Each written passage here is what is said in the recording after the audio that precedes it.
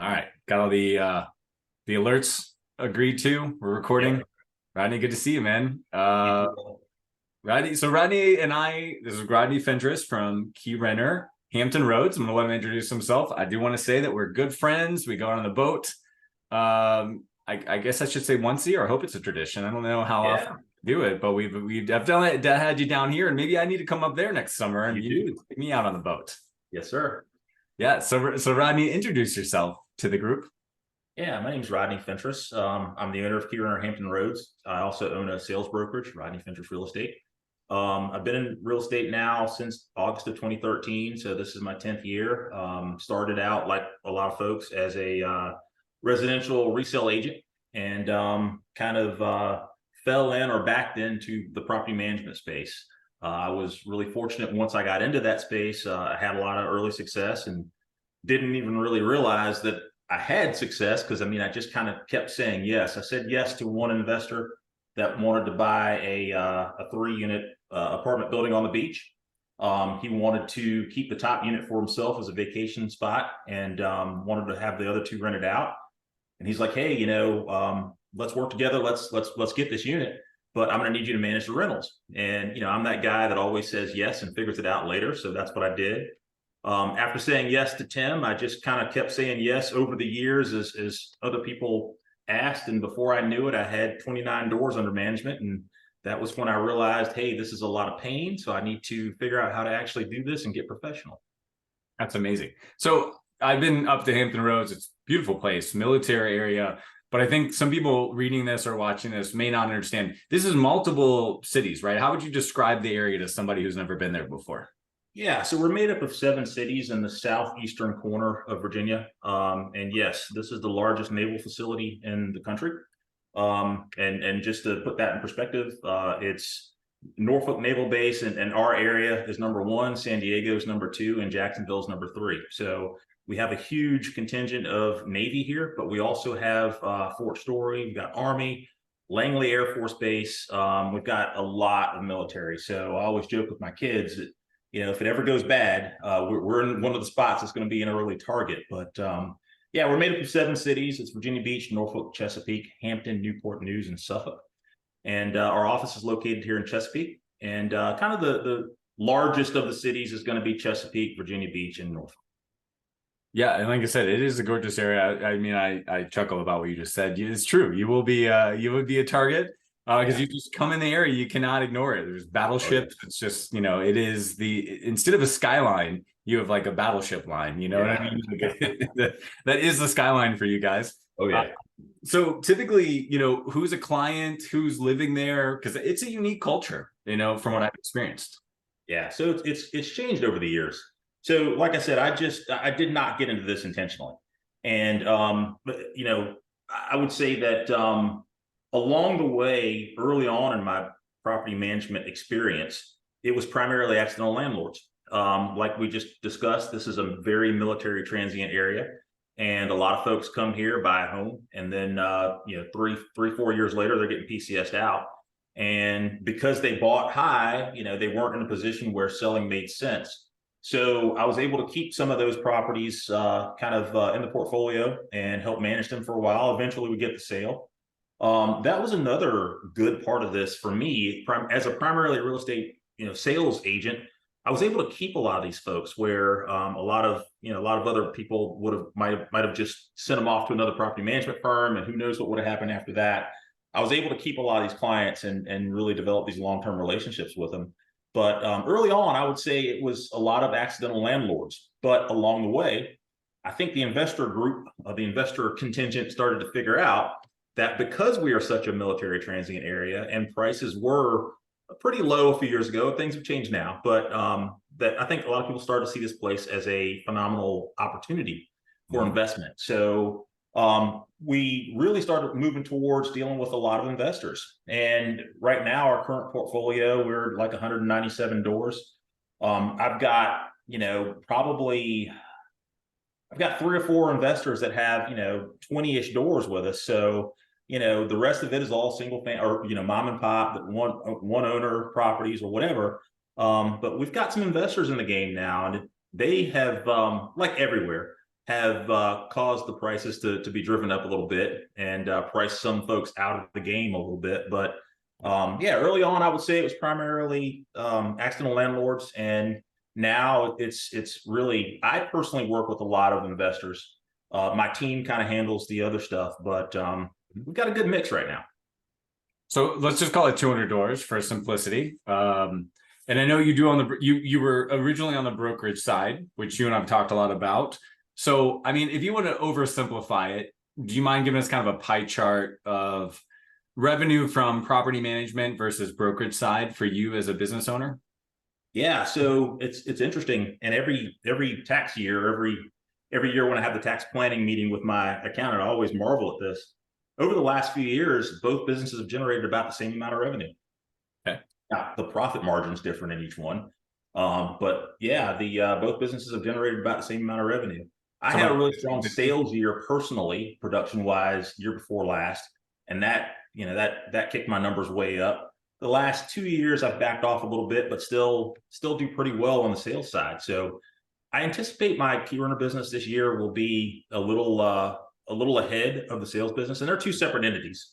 So I anticipate the management side will be a little bit ahead of the sales side. Well, that's really why I want to ask you that, Rodney. I appreciate the transparency because some people we interview for this segment, they're just all in. They've got literally a conglomerate on the property management side. That's all they do.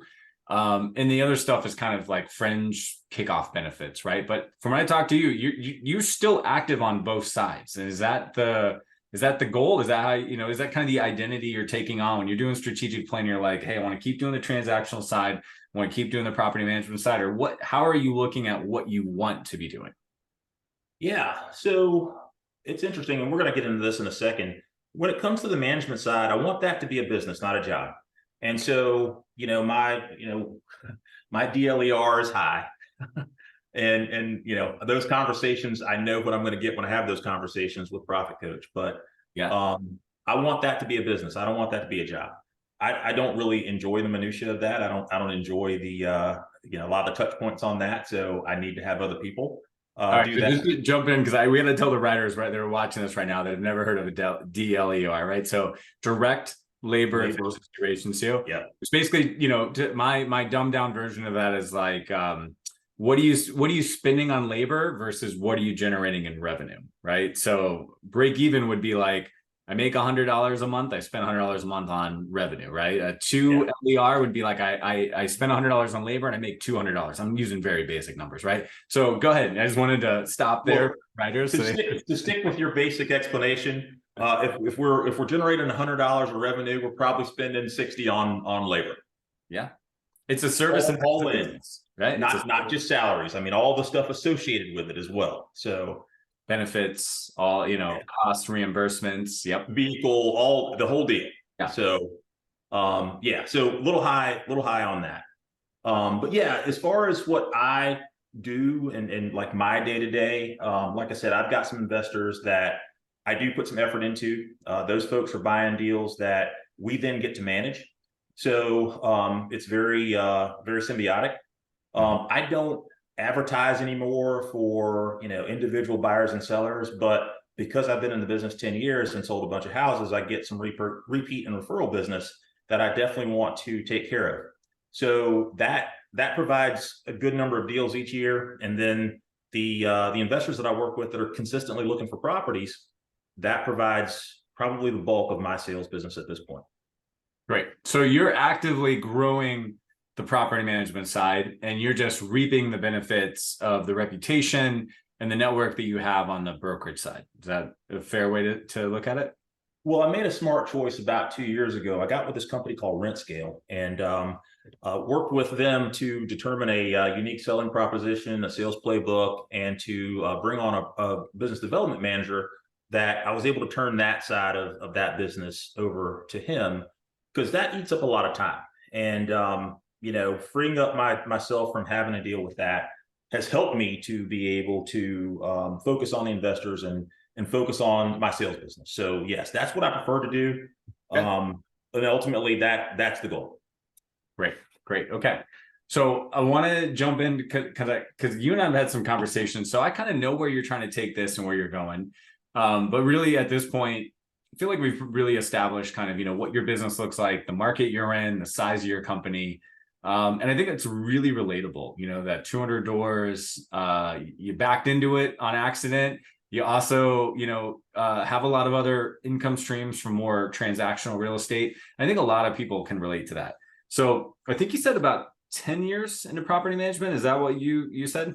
So I started in real estate in 2013. Working with that first investor, Tim, was probably my first year. So I've been in property management, I would say 9 years. Okay, so let's call it 9. Yeah. And I know you got a big vision going forward, which I actually really love, and I do want to talk about. But let's talk about writing a letter to Rodney 9 years ago, which we all wish we could do. I know myself included as a business owner. There's some assumptions you had that didn't pan out. There's some lessons you learned along the way. What do you wish you knew, or what would you tell somebody? Maybe you don't want to change anything. You just need to talk to the next Rodney that just needs to stick with it. What would you tell us, that you wish you knew in the beginning? Oh man, hindsight's 2020. So yeah, there's a lot with that. So mindset. I'm a big mindset guy, as you know, and your mindset around each operational aspect of your life is so important. And I would say that going into this, like I said, the property management income or revenue for me was just an ancillary thing that was just kind of there. I was not professional about it. I was not proactive about it. And I just kind of said yes to a bunch of people and then hope nothing bad would happen. And then in the occasion that something bad did happen, I figured out how to deal with it. But each time I was figuring out how to deal with it. What I wish I knew early on is one, change my mindset. Property management could have been the main thing. It didn't have to be this ancillary thing. I mean, I was making $5,000 or $6,000 a month before I really got professional about this. That was just kind of money that was there. But again, had I come into this with the mindset that, hey, property management can be a sustainable, a legacy business, it could be something that really produces solid recurring revenue and really allows you to develop long-term relationships with your clients. On the sales side, we go super deep for a short period of time. When you're working with a buyer, you're just in there, all their stuff. You're mediating domestic disputes between husband and wife, and you're really in the family for 2 months. And then you reach out to them a couple times a year, birthdays, holidays, and you maybe see them again. But with property management, you're in a long-term relationship with folks. And that long-term relationship can be very fruitful. So what I wish I had known was that I need to take the property management side more seriously and get professional right from the start. I believe in Stephen Covey's concept of begin with the end in mind. And I didn't really have an end in mind. It was just something I was just doing. I wish I'd taken it more seriously. And to fast forward a little bit, I said that I've been in this 9 years. The first 4 were just, like I said, just ancillary revenue, not taking it seriously. When those 29 doors that I was managing really started to get painful, and I realized, hey, I need to step my game up and figure out how to do this. Fortunately, I kind of keep my head in the educational space, and was listening to a podcast one day, the Real Estate Rockstars podcast, and heard the second episode from Aaron Marshall, who was a long-term mentor of mine once I got to meet him. Unfortunately, he passed a few years ago, but Aaron Marshall was the CEO of Key Renter. And that the day that I heard that episode, I was driving in my truck. I was going to actually deal with some property management pain. And listening to Aaron speak is like, this dude just had an answer for everything. And he made it sound so easy. And I'm like, dude, I'm struggling with this. This guy's making this stuff sound easy. So at the end of the podcast, like he always, or like most of the guests do, he said, hey, if anybody has any further questions or anything, reach out. I did. I reached out to him, had a great conversation, ended up on my way to Salt Lake City shortly after that to meet with those folks. Just loved everything I saw and heard. And, I did look into other companies, and, what I found was processes and systems were similar throughout. But what I loved about the Key Renter group was the people. The people seemed to be a notch above. So I invested in the franchise, which a lot of my buddies were like, dude, what are you doing? You're already a real estate broker. You're already doing this. You don't need to spend money on a franchise. Just figure it out. And I'm like, yeah, they've got all the systems and models. They're going to help me get where I want to go a lot faster. And so what happened was I joined Key Runner, and I went from 29 doors to 174 in like a year. And it's like, I also ended up with a playbook with the answers to a lot of the problems I was having. And I had a network of people that I could easily reach out to and say, hey, I've got this going on. What do you think? And they would give me 7 different options I could choose from, or I could, pick a hybrid of those 7 options. And it just made everything easier. So what I wish I had done is from the start, I wish I'd gotten with a group like that from the start and taken it seriously, become professional right from the start, and grown this thing the right way right from the start. I love that. That was so transparent. When you say, I mean, obviously I want to separate the people from the professionalism, because the people of the network, I want to talk about that too, because I've seen you, we've gotten to know each other. I've watched you, that somebody else has solved your problem. I've watched you do that. So I want to talk about that in a second, but I want to separate that from, I wish I was more professional from the beginning. So if somebody, starting up, they're lucky enough. I mean, so much of our direction in life, Rodney, as you know, we just get lucky enough to have an opportunity, and then we either seize it or we don't. So you had an opportunity, somebody reading this, watching this, they've got, an investor that's bringing them 24 doors. What do you mean by, I wish I got more professional from the beginning? Like, help us unpack that. Yep. Each of us only has a limited amount of bandwidth. Even if you're a superhero, like I considered myself to be, you only have a certain amount of bandwidth. And anyone who's had any experience in this business will easily tell you that being a solopreneur, a one-stop shop for property management, will drain you faster than just about anything else in this world. So that person that has that this fictitious person that we're talking about that's getting ready to get these 24 doors, they are going to be on beck and call from that person. And one of the things that you'll learn in this business is that to an owner or a tenant, everything's an emergency. But in reality, most things are not an emergency. And even if they are an emergency, they don't have to be an emergency for you. So that's the advice I would give. Get with some folks that can help you get started in the right way, so that rather than them calling your personal cell phone at 11 p.m., they've got a playbook that they can use to deal with that. Or or you're properly leveraged to where you've got a handyman or someone else who's answering those calls, or an Abodia, or some other service that can help you handle those calls. Yeah. We all start off trying to do it all ourselves, trying to wear all the hats. And that will wear you down and wear you out and drain your battery very, very quickly. I cannot agree more with that. All right. So, I want to transition to the people side, but I cannot let go of what you said, which is I'm such a fan of, is, Stephen Covey's best advice that I have ever learned was begin with the end in mind. I think that is the one thing that we as the founders can offer that we can't outsource, and that's vision. We can go to conferences, we can surround ourselves with people like us, and we can find out there's a bigger vision than we ever thought about. But we gotta like come with the vision, right? So what are you doing to like clarify the vision and communicate that to your team? Like, what, any advice? Because I mean, I think that the opposite of beginning with the end in mind is to look at, one foot in front of the other. It's like, this investor that came with X doors, like, what do they need, right? It's the antithesis, but it's how so many people find themselves in the opportunity, and we're all very fortunate. So what do you set aside time? Is it once a week? Is it once a year? Like, just tell me, like, what advice do you have for someone about actually investing in vision? Yeah. So I'm going to tell you how I do it. And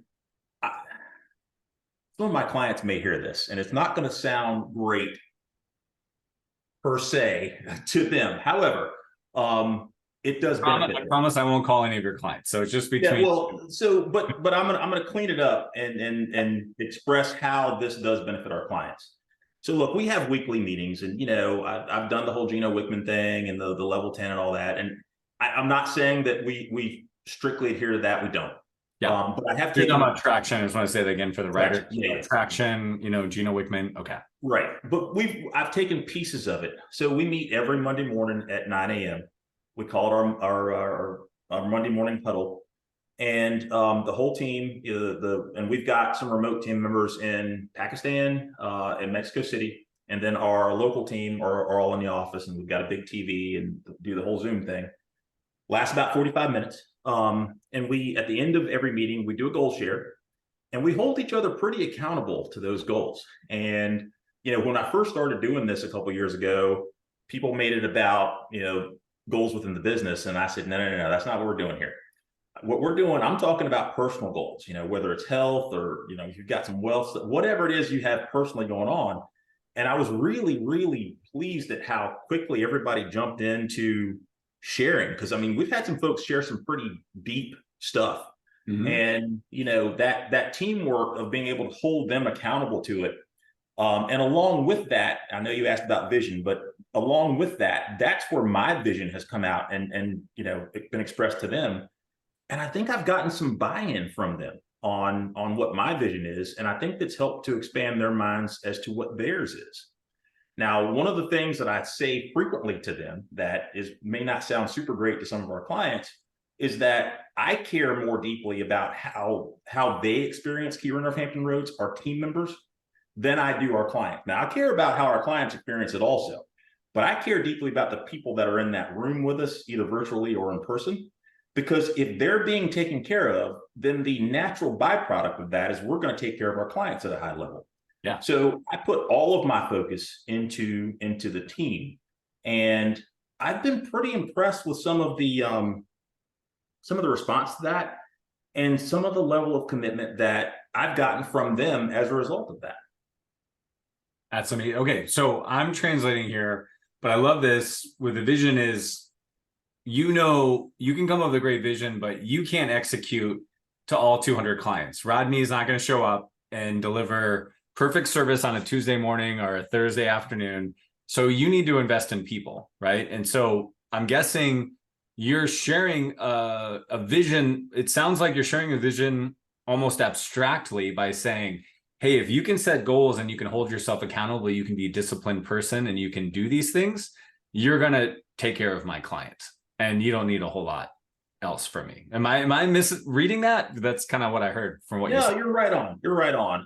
I let them know that their experience and how they experience our team, that's super important. And really it's I'll say it's primary. Yeah. Yeah, because if they're not taking care of the customer, if they're enjoying their experience and they're not taking care of the customer, that experience will come to an end. Because the vehicle, right, that allows them to be a part of this team and to get everybody paid and live this great life that we're all privileged enough to live. Yep. They're almost like connecting those dots themselves. Yep. Like, hey, yep. I'm on a team that's winning, and I know what my job is. And if I don't do that job, I don't get to be a part of this team anymore. And that's more important than anything else. So paraphrasing, but is that what you're kind of going towards? No, you're right on. You're right on. The other thing I do very frequently, and look, we have an operations team meeting on Friday also. So some of the teams on that meeting, but I thank them. I thank them at the end of each meeting. And every now and then, I think they're surprised because I'll reach back to a goal they had 3 months ago and say, okay, well, are you still, I'll use a real one. Are you still learning piano? Are you still working on your Mandarin class that you wanted to learn? Yeah. And they'll be like, oh yeah, he remembers that. So, I think they know that I care. And, I think they believe me when I say I want this experience to be good for them. So I think that's huge. I know you're a relationship guy. I've experienced that. There's a reason, I come to these conferences and you and I have built a friendship and we've hung out. For every Rodney that, has been on my boat, there's 100 other people that I think the world of and that I do business with, right? You clearly get the relationship side. And I'm starting to see that as your secret sauce, which is really cool because I don't think I quite realized that until I had this conversation with you. But that transitions is something that you told me getting ready for the call. And that's kind of the who, not how, like the people side. So one, I can just tell that real estate is a people business, but that's cliche. Everybody knows about that. I want to talk about people working for you, like solving problems, getting better. You already told me you had a problem, which I really want to celebrate and crystallize. You had a problem. You said, "Hey, I'm kind of doing the property management thing." You heard Aaron Marshall on a podcast, and you didn't say, "I'm just going to re-listen to that podcast and figure out how to do everything Aaron's doing myself." You said, "That's the guy. Let me just call him." And by the way, obviously we were both, good friends with Aaron. He helped us both, which is amazing. Amazing family, and a definitely a guiding light for me. Like, getting to know somebody like that is amazing. As a side note, sometimes people that are taken too early, they've kind of done everything they need to do. And I think Aaron is a great reminder of that. But I do love this analogy for hey, why figure this out myself? Let me just call him. So tell me how you use the kind of who, not how principle, because I've watched you do it really well. Well, so I heard a quote years ago, and I don't remember who said it, but talking to a group of professionals that were pretty successful, and they said something like, "It doesn't matter what you can accomplish; it only matters what you can accomplish through others." And so, when I made the decision to join the franchise, like I said, I had people saying, "Hey, what are you doing? I mean, you know how to do this; it's not a big deal." But yeah, they've already got it figured out. So, joining Key Renter just exposed me. It exposed me to people like you. I mean, I don't know that I wouldn't have been in Northam without Key Renter. I would not have experienced a lot of the things that I've experienced. Meeting all of the thought leaders within our industry, I would not have done that. I mean, I would not have done it as quickly. So yeah, they were able to help me speed along the way. I will say that I also made some mistakes. Nate, the current CEO of Key Renter, advised me not to bring on this 38 unit multi, and I said, no, I got to chase this. I want to do it. And I did, and all the things that he told me were going to happen if I brought it on happened a couple of years later, and we parted ways with those folks. But no, just getting into that mix and getting into that group definitely helped me personally and professionally, because a lot of the things that I'm expressing about how I treat my team, I got from them in the way that they treat me. They invest a lot in each team member, each franchisee. And, I have felt that investment. I've enjoyed that investment. And I try to push that down to my folks. Well, and is there any other examples that you have about, how you're like, hey, I don't need to figure this out. I just need to find the right person? Because I feel like I've watched you do that over and over again. Yeah, so absolutely. I'll use rent scale as an example. I mean, I knew of you guys. I met you at our conference a few years back, and knew what you did. I knew I was at that point where, look, I think that in business, you have to own something before you can give it away. And I certainly owned our sales process.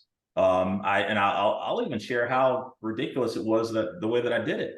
I had a 3-page typed out script that I would literally get on the phone and read to people. I actually remember this when we first started talking. I do remember this. Yeah. and I developed this script, and it was a dynamic script. It was not something that was stagnant. I changed it frequently. Yep. But my goal was to deliver all of the nuts and bolts. I wanted them to know the pricing. I wanted them to know, how to reach us. I wanted them to know the whole deal. And I read this thing. And if somebody stopped me and asked a question, I would have to start back over on that paragraph and get back going again. Let me get back to my presentation, right? Which we joked about. Yeah. But at the end of my call, and it only would take me 5 minutes or so to read that script, but that's a long time on the phone with somebody for the first time. Yeah. And at the end of that presentation, I would typically get, well, that's all the information I needed, and I gave too much.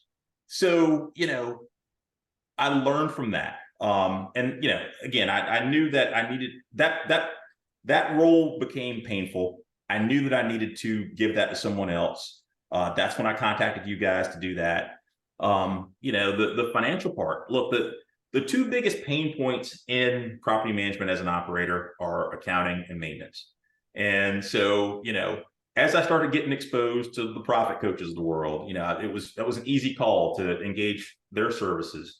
I've done several different maintenance services, and there's a lot of them in our space. I'm not going to say any names of the companies that I've used, because I eventually got rid of all of them.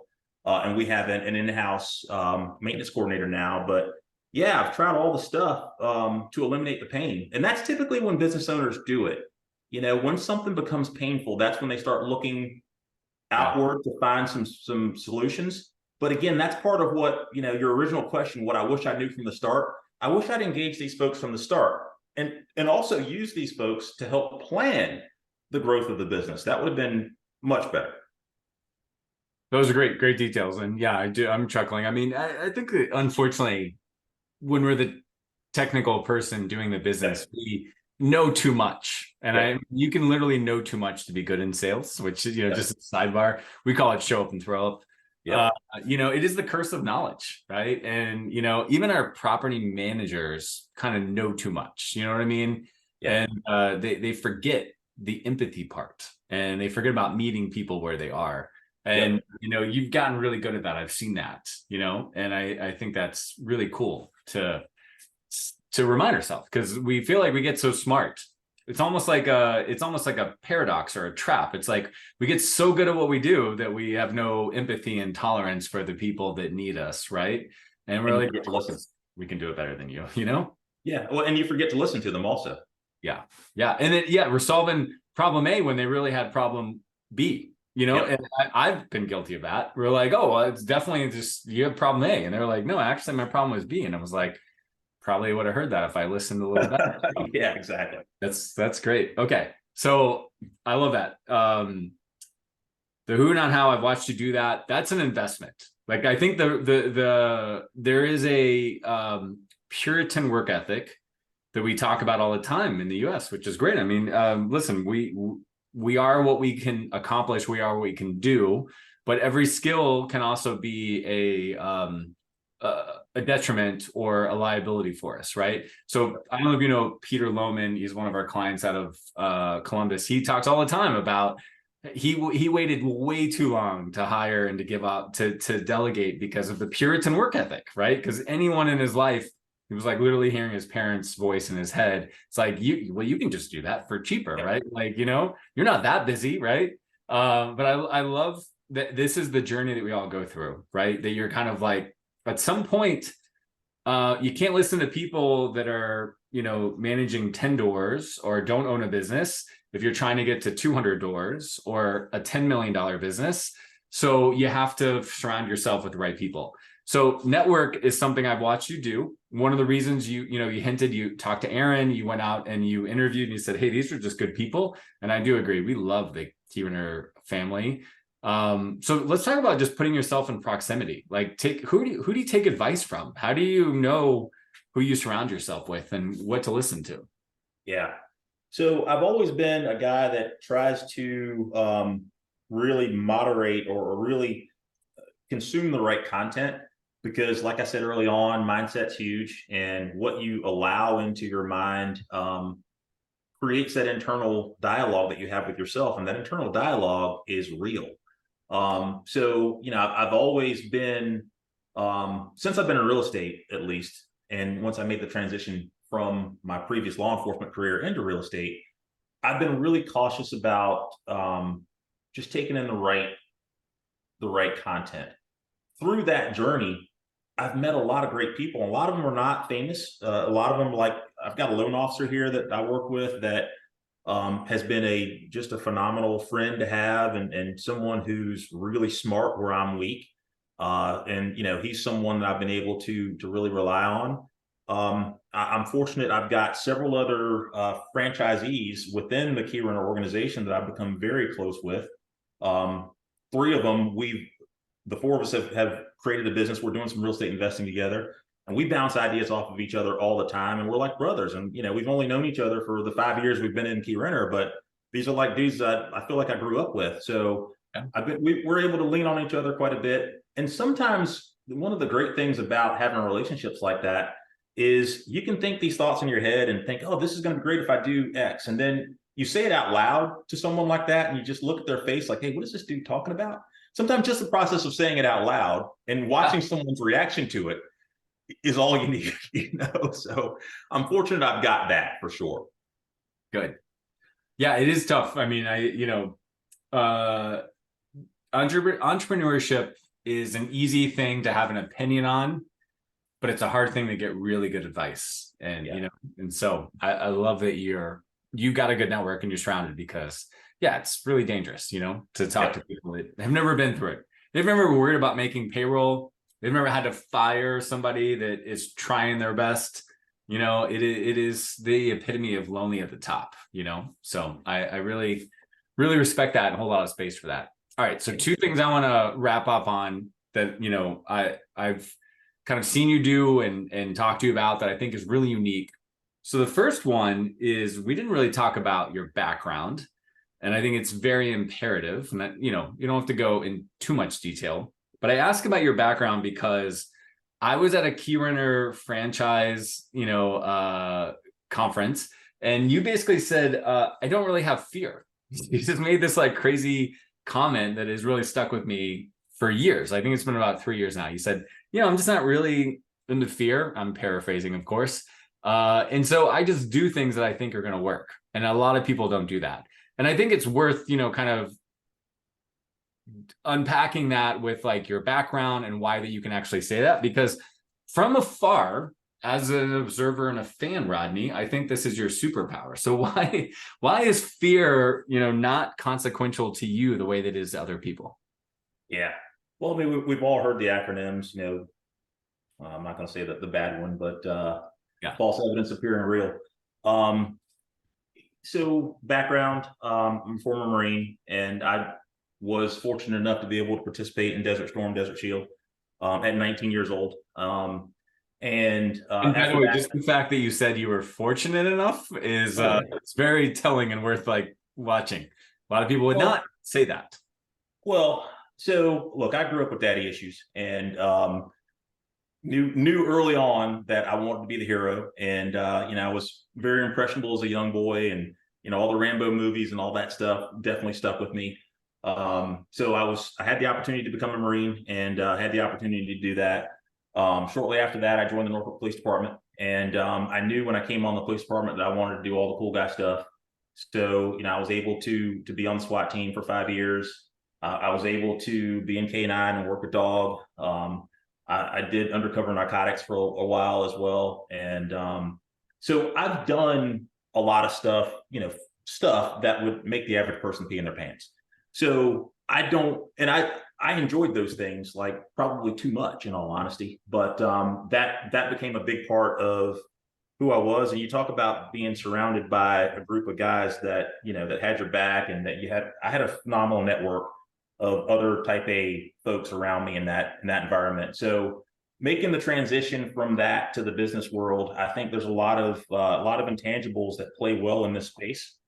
But I hear people talk all the time, because I mentor some folks too, and I hear people say all the time they don't want to take this risk because what if blah blah blah happens? And I'm like, well, what if it does?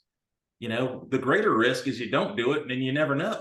So I mean, I remember that conversation where I said that, but nothing with this business is anything that should even induce fear. Now, I think there are some apprehensions that should arise in everyone. And I think those apprehensions are an indication that you're doing the right thing, because there's no growth in growth in comfort. There's no development in status quo. So you've got to break out of that in order to grow. If growth is your goal, too many people in our business, too many people in our space, growth is not their goal. They just want to stay the same. But in reality, if you're staying the same, you're falling behind, because the world's moving at an alarming rate. And so if you're not trying to grow, you're falling behind, and pretty soon you're going to be obsolete. So all the things. And look, I say all the time, we've got some phenomenal operators in the Key Runner space. I mean, these guys, and they've got incredible numbers, and they're charismatic, and they tell a great story. And so early on, I just did whatever they did. It's like, oh, okay, so these guys they've hired this service, they're doing this thing, I'm gonna do it too. And, that's the way that I've approached it. Some of those things have paid off. Some of those things have panned out. Some of those things haven't. But I know I'm not wondering if this thing will work for us, or if it's a good service or whatever. I've done it. And if something comes out tomorrow that looks like it may have some promise and might help us, I'm not afraid to try it. You have do you have a hard out in 2 minutes? Because I know we're right up to the hour, but I want to ask you one more question because this is really good. Okay, good. I want to make sure.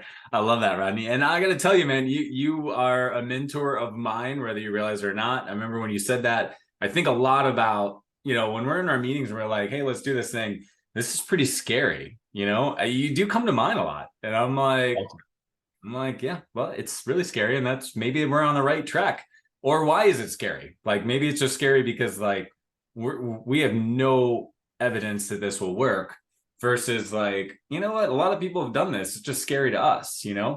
Love that you're talking about that. You and I were talking about our personal health goals. I go train with a professional person, and yeah, I'm never comfortable when I'm there. I'm never comfortable. I am around people that I'm around. Like, I go to a place and train where pro athletes training for combine, right? And they're doing things, and I'm just laying on the floor, and I'm like, I need 19 seconds to like get my heart rate under 200 beats per minute, because that's where I'm at, right? And I know you do the same thing, so I love that. I've watched you do that. So let's just, one or two examples. What are some leaps of faith that you probably like thought was a no-brainer that somebody reading this or listening to this would be like, whoa, I just, there's no way, that's scary. What are some things that you've almost taken for granted and just pushed through? Yeah, I mean, I'll come back to joining Key Renter. I mean, yeah, paying a franchise fee, and paying a monthly royalty fee. That can seem like a big deal for folks, and I'm involved with the franchise validation calls occasionally, and I speak to people all the time, and they come in with oftentimes the wrong questions, and I guide them towards the right questions to ask me. And, I'm feeling them out also. There's some people I've said, hey, look, I don't think you're a good fit for this. And then other people, I'm like, hey, get off the phone with me, get on the phone with them, and let's get it started. So that was a big one. Becoming a broker, I was selling a lot of houses, and I was doing pretty well with that. And, I knew that I wanted more control over how I was operating, and I wanted some growth opportunities. So I made the decision to become a broker. And that's been very fruitful. I'm a principal broker of 4 things. I own 2 of them, so it's been great. I tell you, and I'll share this with you.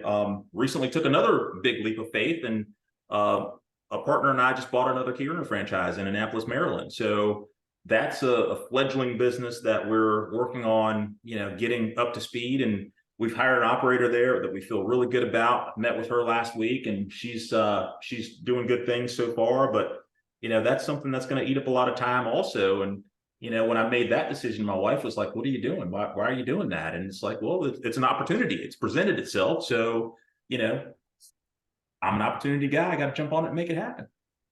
It was scary to buy into the franchise. Then it was scary to buy more franchises. And then you're watching people hesitating to even like get in, and you're just saying, hey, you're not ready for this. So yeah, I mean, that's actually a really great sidebar from the whole story, is that you are probably the right person to talk to somebody about doing it, because you have done it, and the mindset that it takes to do it, the mindset that doesn't. I think we can copy and paste that to a million different things. Oh yeah. Oh yeah. Yeah, man.